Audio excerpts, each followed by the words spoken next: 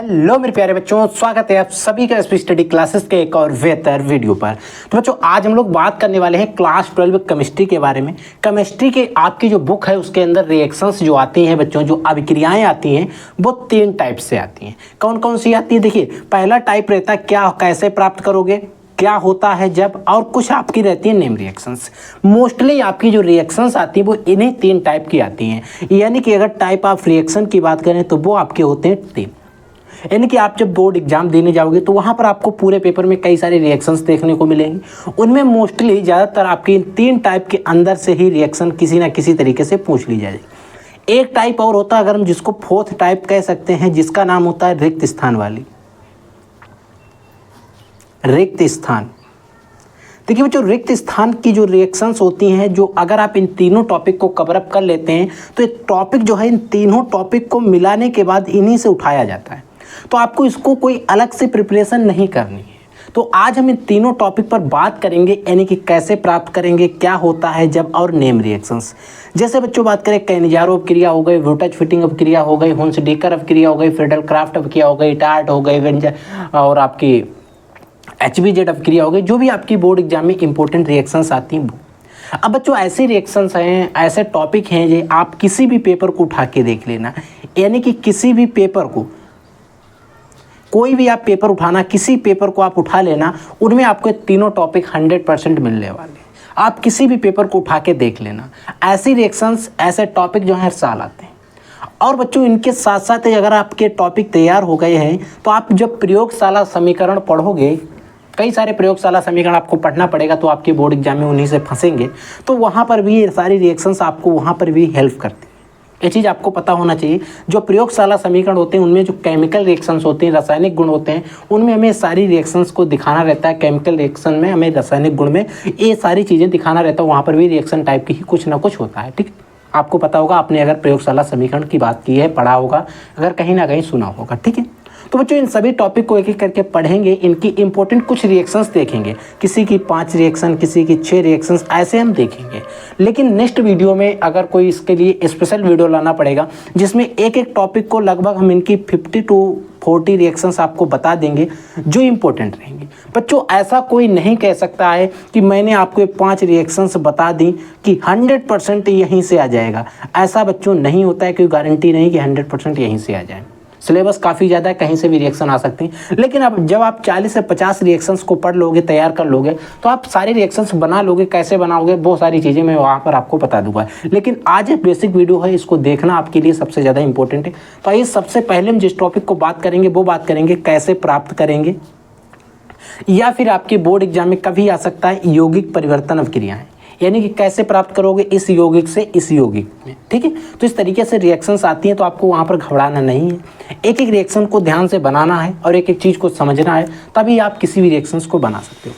तो बच्चों देखिए, यहाँ पर हमारी पहली रिएक्शन क्या है कि फिनोल से टालुइन आप कैसे प्राप्त करोगे। यानी कि आपको फिनोल से बनाना है टालुइन। अब बच्चों इसके लिए आपको फिनोल का सूत्र पता होना चाहिए और टालुइन का भी सूत्र पता होना चाहिए।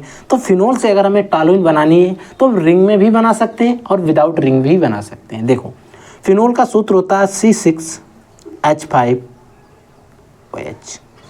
ठीक है, प्लस हमें इससे बनाना क्या है, टालुइन। ठीक है, तो यहाँ पर हमें टालुइन बनाने के लिए कुछ यौगिक जोड़ना पड़ेगा। जो हम जोड़ेंगे बच्चों, यहाँ पर जिंक जोड़ेंगे इसके साथ, जेडियन। और जब आप रिएक्शंस कराओगे, इसकी अभिक्रिया होगी और आप यहाँ पर लिखें जेडियन, या फिर आप सीधा क्या करें, इसके ऊपर लिख लें रिएक्शन जेडियन, तब भी वही बात है। ठीक है, तो हमने यहाँ पर लिख लिया तो यहाँ पर नहीं लिखेंगे। इस जेडियन से हम फिनोल में जब जेडियन की क्रिया कराएंगे तो हमारा बनता है बेंजीन, जिसका नाम होता है C6H6। अब यहाँ पर माइनस क्या हो जाएगा, JDNO, जिंक ऑक्साइड। जेडियन यहाँ का हुआ, ऑक्सीजन यहाँ का यहाँ निकल गया, और EH इसमें 5 के साथ 6 हो गया। अब बच्चों जो हमारी बेंजीन बन गई, इसका नाम है बच्चों बेंजीन। ये हमारा क्या बन गया, बेंजीन। अब जब बच्चों हमने बेंजीन बना लिया तो बेंजीन से हम फिनोल और टालुइन आसानी से बना सकते हैं। अब इस बेंजीन में हम क्या करेंगे, हम इसके ऊपर लिख रहे हैं कि जोड़ेंगे नहीं, लिखेंगे मेथिल क्लोराइड CH3Cl। ठीक है, और यहाँ पर बच्चों एक उपस्थित रहती है और जो प्रेजेंस रहती है वो रहती है AlCl3 की। निर्जली AlCl3। अब बच्चों ये तो हमें यहाँ पर जोड़ना रहेगा, ए इसकी उपस्थिति है। जब ये अभिक्रिया करेगा तो इसका CH3 जो है बच्चों, ये वाला CH3 वाला पार्ट वो C6H6 के साथ जुड़ जाएगा, C6 और बचेगा यहाँ पर H5 और जुड़ जाएगा CH3। जब ये CH3 जुड़ जाएगा तो यहाँ पर क्या होगा, एक यहाँ का हाइड्रोजन बचा, यहाँ पर 5 है तो एक हाइड्रोजन बचा, एक Cl बचा, और तो यहाँ पर हम इसको मिला के HCl को देंगे निकाल। अब बच्चों यहाँ पर HCl आप लिखें या फिर यहाँ ना लिखें कोई टेंशन नहीं, आपका जो मेन कंपाउंड है टालुइन A, इसी का नाम है टालुइन, C6H5CH3, ये आपका टालुइन होता है। अब अगर मैं आपको रिएक्शंस रिंग के अंदर बताऊं तो इस तरीके से आपने कभी देखा होगा। देखिए यहाँ पर आप 3 जगह पर डबल बॉन्ड लगा सकते हैं, यहाँ पर ऊपर आप इसमें बीच में गोला कर सकते हैं। इसमें अब अपक्रिया किसके साथ, Zn के साथ होगी, तो जिंक सिक के साथ जब अपक्रिया होगी बच्चों तो आपकी बेंजीन बन जाएगी, ऐसा सूत्र होता है बेंजीन का। अब बेंजीन की अपक्रिया CH3Cl के साथ होती है और AlCl3 निर्जल उपस्थित रहती है। अब यहाँ पर क्या होगा, इस प्रकार से आप बेंजीन की रिंग बनाएंगे, ऊपर आपको CH3 लगा देना है और HCl जो है उसे निकाल देना। आप निकालें या ना निकालें, यहाँ पर हमें उस कंपाउंड निकलने वाली की ज़्यादा वो नहीं रहती है। देखिए यहाँ पर हमें ZnO निकालना था, नहीं निकाला, कोई टेंशन नहीं, आप निकालें या ना निकालें कोई टेंशन नहीं, आपका जो मेन कंपाउंड है वो बनना चाहिए। ठीक है, अगर आपको आता है तो निकाल दीजिए और भी अच्छी बात है। ठीक है, आई होप आपको ये रिएक्शन जो है समझ में आ गई। अगर आप पहली बार पढ़ रहे हैं तो शायद आपको ना समझ में आए, लेकिन जब आप 1 से 2 रिएक्शन पढ़ोगे तो हर एक रिएक्शन आपको समझ आ जाएगी।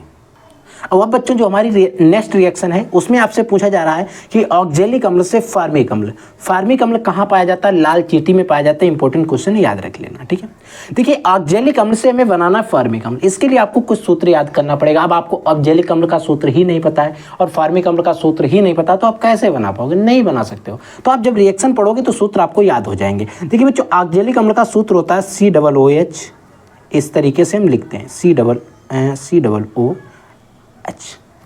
ठीक है, अब हमें इससे बनाना क्या है, फार्मिक अम्ल। फार्मिक अम्ल बनाने के लिए हम क्या लेंगे, यहाँ पर प्रेजेंस लेंगे ग्लिसरॉल की, ग्लिसरॉल। ठीक है बच्चों, अब इस ग्लिसरॉल के प्रेजेंस लेने के साथ साथ हमें यहाँ पर टेम्परेचर का विशेष ध्यान रखना होता है। वो रहता है यहाँ पर 110 डिग्री सेंटीग्रेड पर हम इसको हीट करते हैं, गर्म करते हैं। ठीक है, हीट करते हैं, इसका मतलब होता है डेल्टा का मतलब होता है हीट करना, गर्म करना। ठीक है, जब बच्चों इसके साथ में रिएक्शन होगी इतने तापमान पर, इसकी प्रेजेंस में, अब इस प्रेजेंस को मतलब इसको हम कह सकते हैं अभिकर्मक। ठीक है, इसमें अब क्रिया होगी तो आपका फार्मिक अम्ल बन जाएगा। फार्मिक अम्ल का सूत्र होता है HCOOH। इसी के साथ इसके साथ जो COOH होता है इसमें सिर्फ एक H बढ़ जाता है, वही फार्मिक अम्ल का सूत्र हो जाता है, ये निकल जाता है। फार्मिक अम्ल ये बन गया हमारा। अब देखिए यहाँ पर बचा क्या है, देखिए H इसका जुड़ के यहाँ ये वाला H एक तरीके से यहाँ जुड़ गया। अब बचा क्या, इतना बचा COO2, यानी कि CO2, यानी कि C एक बचा, O डबल बचे, CO2 हो गया।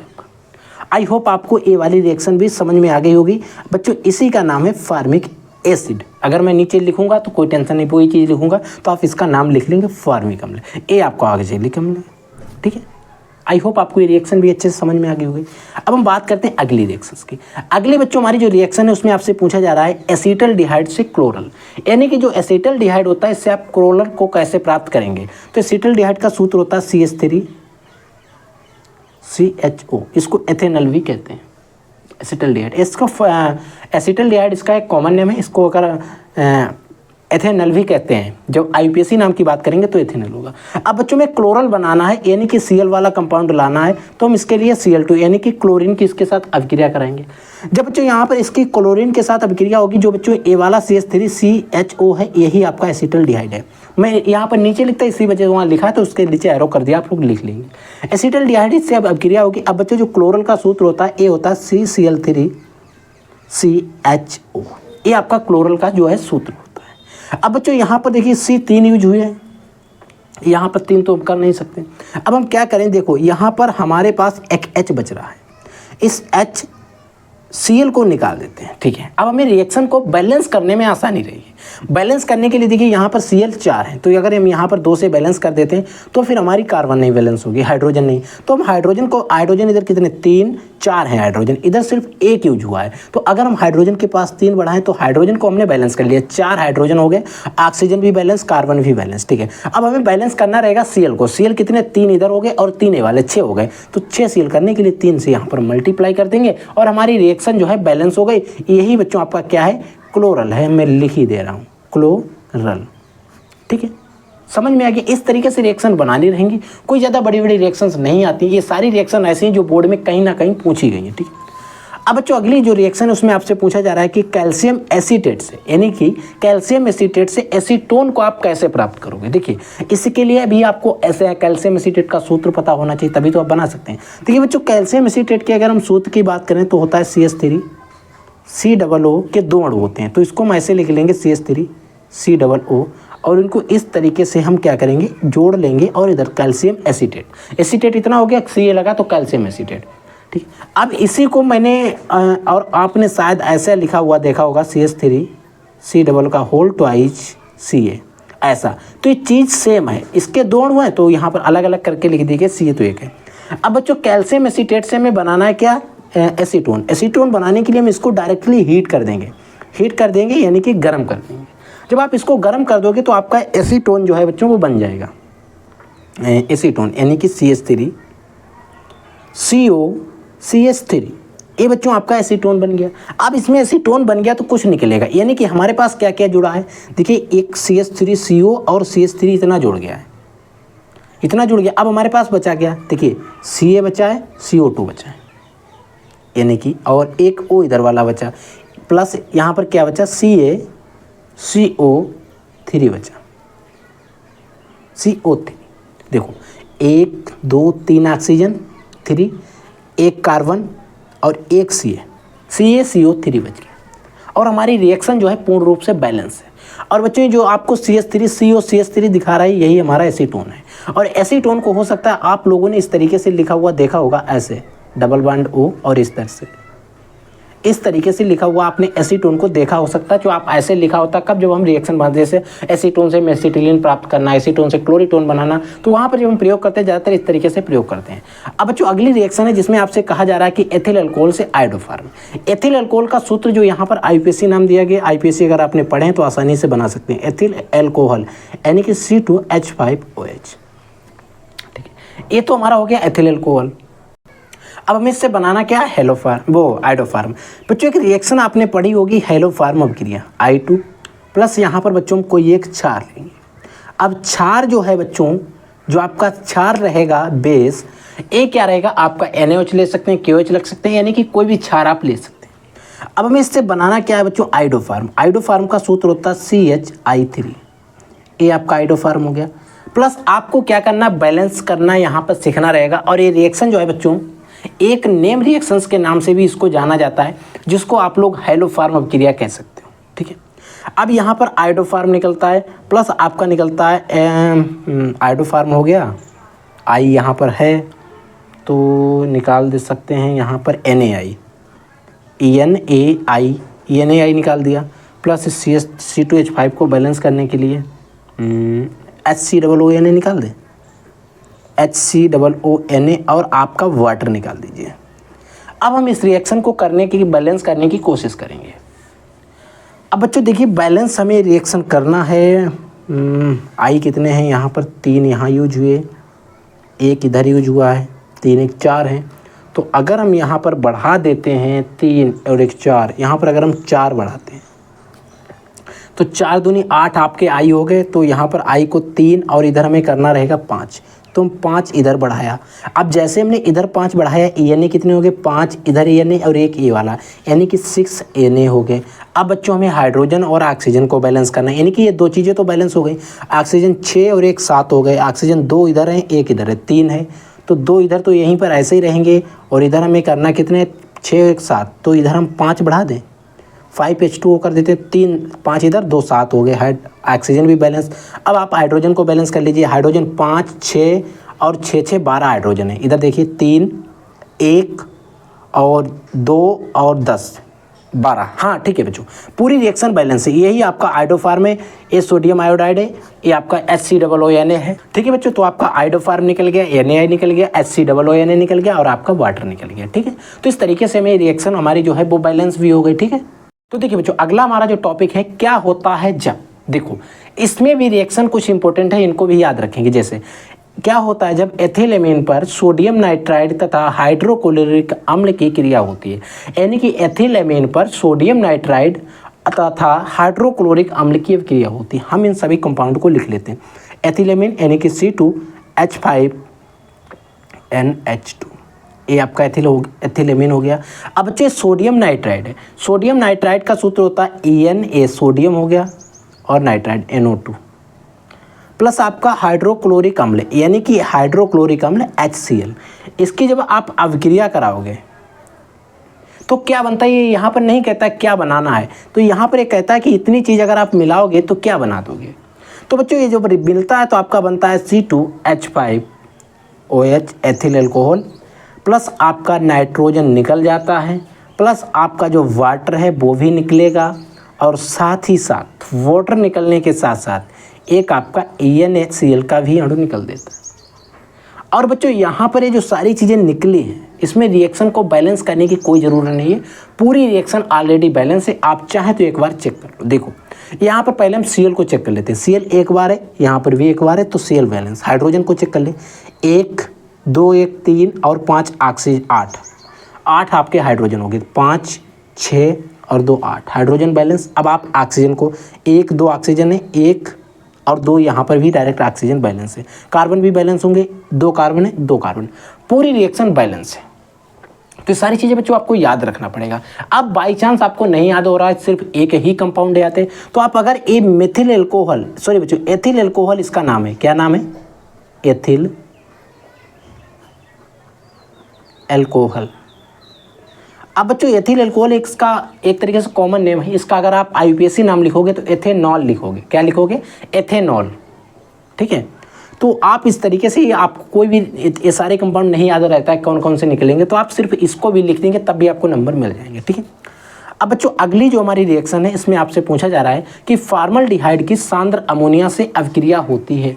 और बच्चों जो रिएक्शन है फॉर्मल्डिहाइड के सांद्र अमोनिया से, ये जो रिएक्शन है आपसे हो सकता है कि कैसे प्राप्त करोगे उसमें भी पूछ लिया जाए। इसमें आपका यूरोट्रोपिन बनता है। देखिए फॉर्मल्डिहाइड का सूत्र होता है HCHO। अब यहाँ पर हमें क्या होता है, सांद्र अमोनिया यानी कि NH3 हो गया। अब इसकी आप जब क्रिया कराते हो तो आपका NHCH2 का होल 6, CH2 का होल 6 और N4 आपका बनता है, प्लस आपका निकलता है H2O। अब बच्चों ये जो है कंपाउंड निकला हुआ है, बहुत इंपॉर्टेंट टॉपिक है, सॉरी बच्चों बहुत इंपॉर्टेंट आपके तरीके से रिएक्शन है, क्योंकि ये जो रिएक्शन है टॉपिक है बहुत ज़्यादा बोर्ड एग्जाम में पूछा जाता है। इसका नाम है यूरोट्रोपिन। इसका कॉमन नेम है, एक तरीके से आप कह सकते हैं। अगर बच्चों आप इसका IUPAC नाम लिखने का प्रयास करोगे तो देखो यहाँ पर CH2 के कितना होल 6 है, तो इसका मतलब यहाँ पर हो गया हेक्सा, होल 6 का हो गया हेक्सा। अब देखिए यहाँ पर कंपाउंड कौन सा है, एथिल है, CH2 है, तो इसको ना लिखेंगे एथिलीन, सॉरी बच्चों एथिलीन नहीं मेथिलीन होगा, क्योंकि एक सी है तो मेथिलीन। अब देखिए हेक्सा मेथिलीन, इसको तो हमने निपटा दिया। टेट्रा अब N लगा है तो इसका मतलब है टेट्रा का मतलब 3 N लगे हैं। यहाँ पर इनके हाइड्रोजन को आप बैलेंस करोगे तो यहाँ पर आपका एमीन है, एक NH2 लगा है, इसका मतलब है एमीन ग्रुप है। टेट्रा आप लिख देंगे टेट्रा एमीन। ये बच्चों इसका क्या है, IUPAC नाम है। तो आपको कोई वहाँ पर जरूरी नहीं IUPAC नाम लिखो, आप सिर्फ इसका यूरोट्रोपिन लिखो चाहे ना लिखो, लेकिन आपके लिए ज़्यादा बेटर रहेगा आप लिख दो। अब बच्चों बात आती है सर इस रिएक्शन को बैलेंस, तो इसके लिए बच्चों आप याद कर लेना, 6 आप फॉर्मल्डिहाइड के पास बढ़ा लेना, 4 आप अमोनिया के पास बढ़ा लेना, जैसे आप बढ़ाओगे तो 6 H2O के पास बढ़ा लेना, जितने फॉर्मल्डिहाइड के पास उतने जल के पास, और नाइट्रोजन के पास तो फिर रिफाइंड का इसका देना है, ठीक है। तो इस तरीके से आप लिख सकते हैं और रिएक्शन भी हमारी इस तरीके से बैलेंस हो जाती है। अब बच्चों एसीटोन को सांद्र H2SO4 के साथ आसुत किया जाता है। अब बच्चों जो आपका H2SO4 है इसको सांद्र H2SO4 के साथ आसुत कहें या फिर आसवन कहें। अब देखिए एसीटोन का सूत्र होता है CH3 जो कि हमने कई बार पढ़ चुके हैं। क्या है, सांद्र H2SO4। आप यहाँ पर लिख दें आसुत या फिर आप लिख सकते हैं आसवन, ठीक किया जाता है। तो आपने पढ़ा होगा एसीटोन से मेसिटिलीन कैसे प्राप्त करोगे, तो वहाँ पर भी रिएक्शन पूछी जा सकती है और यहाँ पर भी पूछी जाती है। ये बच्चों बेंजीन की रिंग बनाई है, शायद सही नहीं बनी, हम दोबारा काट के बनाने का प्रयास करेंगे, अच्छी बन जाए आप लोगों के लिए। चलो उससे तो अच्छी बन गई। अब यहाँ पर याद रख लेना 1 3 और 1 2 3 4 5, इन 1 3 और 5 पर आपको क्या लगाना है, मेथिल समूह लगाना है CH3, ठीक है। अब बच्चों इसका नाम जो होता है, इसका नाम होता है मेसिटिलीन प्लस क्या होता है बच्चों आपका H2O, यानी कि जिसको कहते हैं जल निकल जाता है। बैलेंस करने के लिए 3 आपको यहाँ बढ़ाने हैं और 3 आपको जल के पास बढ़ा देना। यहाँ पर मैंने प्लस का निशान लगा दिया, तो आप इसको यहाँ पर सामने लिखोगे, 3 आपको H2O के पास बढ़ाना। अब अगर पूछ लिया जाए कि इसमें एसीटोन के कितने अणु लिए गए हैं, तो एसीटोन के यहाँ पर कितने अणु हैं बच्चों, 3 अणु हैं, ठीक है। और आपके जल के कितने अणु निकले, 3 निकले, ठीक है, समझ में आ गया। अब देखिए बच्चों आगे बच्चों एसीटल्डिहाइड को टालेन अभिक्रमक के साथ गर्म करते हैं। अब आपका जो बच्चों एसीटल्डिहाइड है, इसको टालेन अभिक्रमक के साथ गर्म करते हैं। देखिए एसीटल्डिहाइड का सूत्र या एथेनल भी हम जिसको कहते हैं CH3CHO होता है, टालेन अभिक्रमक होता है Ag2O। इसको आप जब इसका अगर आप नाम लिखना चाहें तो एसीटल्डिहाइड, इसका नाम है बच्चों टालेन अभिक्रमक। जब इसकी अभिक्रिया होती है तो क्या बनता है, CH3COOH प्लस Ag निकल जाता है, ठीक है। इसका नाम, अब इसको करना रहेगा बैलेंस AgO COOH, तो यहाँ पर 2Ag बढ़ा दीजिए। अब बच्चों यहाँ पर 2Ag जो है इसको हम रजत दर्पण कहते हैं। क्या कहते हैं, रजत दर्पण, ठीक है। तो ये रजत दर्पण हमारा यहाँ पर निकल जाता है। अब बच्चों अगर आप इसका नाम लिखना चाहें तो आप लिख लीजिए एसिटिक एसिड, सॉरी बच्चों अम्ल, एसिटिक अम्ल लिखें या फिर एसिड, एसिड इंग्लिश में कहते हैं, एसिटिक अम्ल लिखेंगे, ठीक है। अगली रिएक्शन है फिनोल में ब्रोमीन जल मिलाया जाता है। देखिए बच्चों जो फिनोल में ब्रोमीन जल मिलाया जाता है तो क्या बनता है, तो TVP बनता है। देखो फिनोल का सूत्र हम बात कर चुके हैं, C6H5OH या फिर इस तरीके से यहाँ पर OH लगा। इसमें ब्रोमीन जल का मतलब है यहाँ पर हम Br2 मिलाते हैं। जब हम Br2 मिलाते हैं तो होता क्या है, इसको देख लीजिए। ये रिएक्शन भी काफ़ी ज़्यादा इंपॉर्टेंट है और बोर्ड में कई बार पूछी गई। टॉप में इसमें बीच में गोला रहेगा, यहाँ पर आपको ऊपर कोई छेड़छाड़ नहीं करनी, इस वाले पर, इस वाले पर, इस वाले पर, यानी कि दूसरा 1 2 3 4, दूसरा चौथा और छठा, इन पर क्या लगाना है, Br लगाना है आपको। यहाँ पर भी आप लगाएंगे Br और यहाँ पर भी लगाएंगे आप Br। ये सारे Br लगे, ठीक है। Br लगने के साथ साथ आपको यहाँ पर क्या करना है, HBr निकाल देना है। अब हो सकता है आपके मन में डाउट आ रहा हो, सर इसका नाम भी बता दीजिए, तो आप लिख लीजिए भाई। इसको नंबरिंग करेंगे 1 2 3 4 5 6। अब देखो 1 पर 2 पर लगा है, 4 पर लगा है, 6 पर लगा है। हम लिखेंगे 2, 4,